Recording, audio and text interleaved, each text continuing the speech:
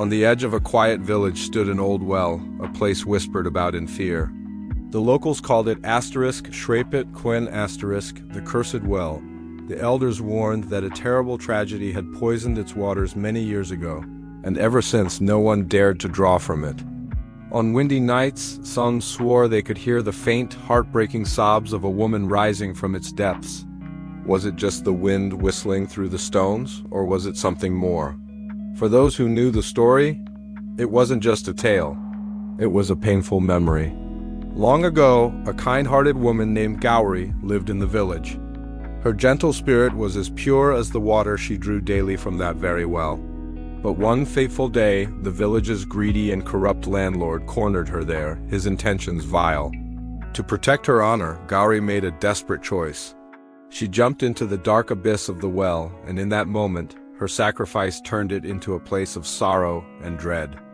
The villagers believed her restless spirit, denied justice, remained tethered to the well, forever weeping. Over the years, many brave, or perhaps foolish, young men tried to solve the mystery.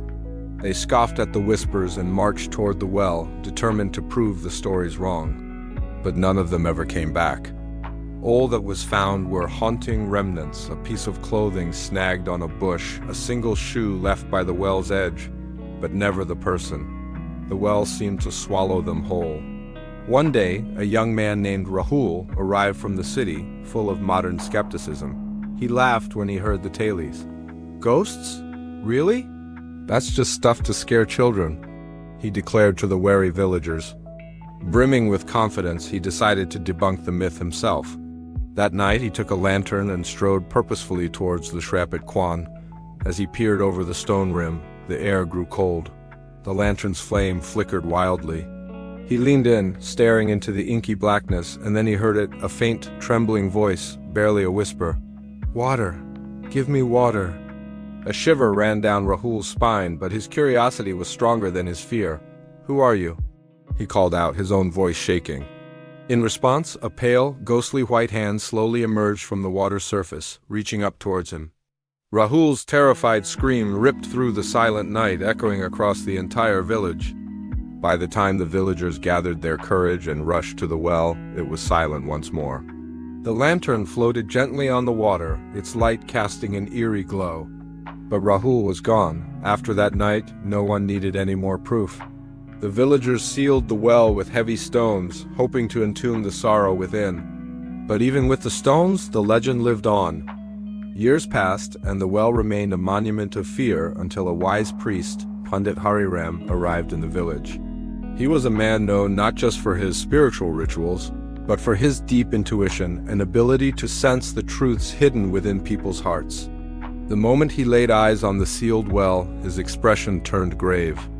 He felt the weight of an unresolved injustice, a deep wound that had never healed. Gathering the villagers, Pandit Hariram listened intently to their stories of Gauri, the landlord, and the men who had vanished. Then, standing before the well, he began a powerful sacred fire ritual, *Haven*. His voice, strong and clear, chanted ancient mantras with one singular purpose, to bring the truth into the light. As the sacred smoke rose, something incredible happened. The water trapped beneath the stones began to shimmer, and a faint image appeared on its surface. The villagers watched, mesmerized, as Gauri's final moments played out before them. They saw the landlord's face, twisted with rage, and the incriminating stains on his white robe. They witnessed the moment Gauri chose death over dishonor. The truth, once revealed, was undeniable. Pandit Hariram turned to the crowd and spoke with authority. "This is the stain of a terrible crime. Truth can never remain buried forever." He called out the landlord by name, demanding he answer for his actions.